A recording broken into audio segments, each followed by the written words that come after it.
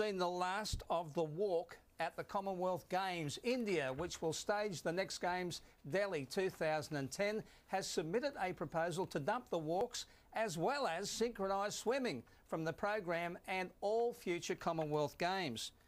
This is the thin end of the wedge of a very, very dangerous precedent, this dumping these sort of sports, like synchronised swimming, like walking.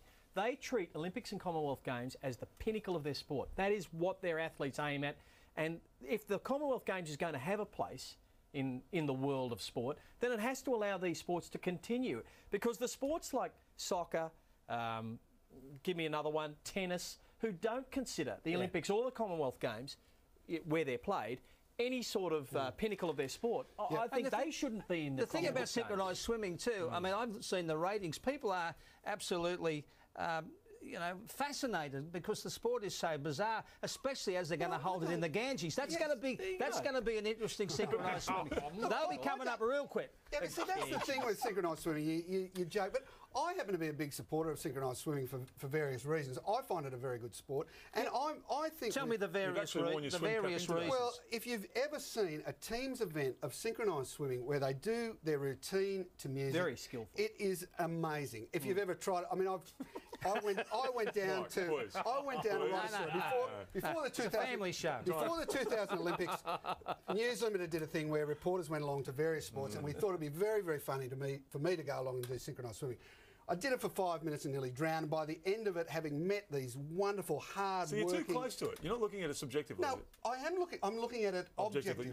Because I'm someone who I've also covered Olympics. Gymnastics, and I find no difference between the strength and the skill of the athletes in gymnastics. The difference is they're doing it on the floor instead of doing it in the water where they have to... Can I just maybe play the devil's advocate here? Because most people you speak to on the street, totally ignorant about what goes into the sports and the pinnacle, all these issues you're talking about, would say they are not sports. I mean, because walking is... That's rubbish. No.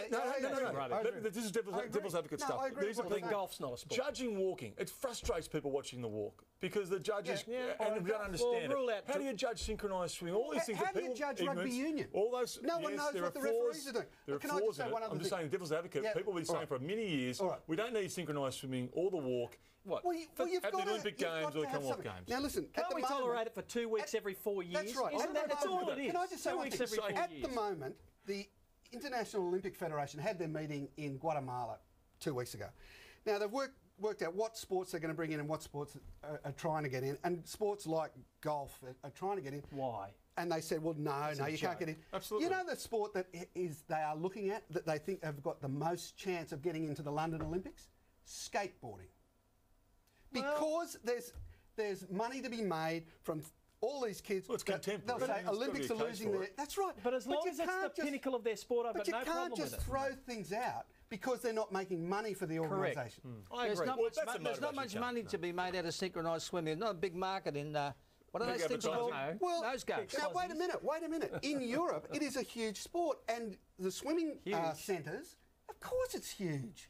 The swimming centres, where the weather is bad in Russia and in Canada, are packed with kids at school. I think you use the word huge fairly loosely. It's not heard you use it before. You get some statistics and see how many people... I wasn't referring to sport. Find out how many people in Russia do synchronised swimming and then find out how many do cricket. Okay. And I must admit, it must be one of the hardest sports to do.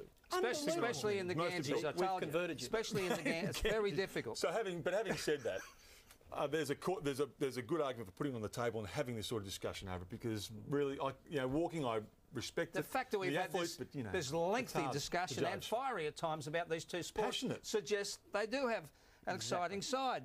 Another break. We're going to be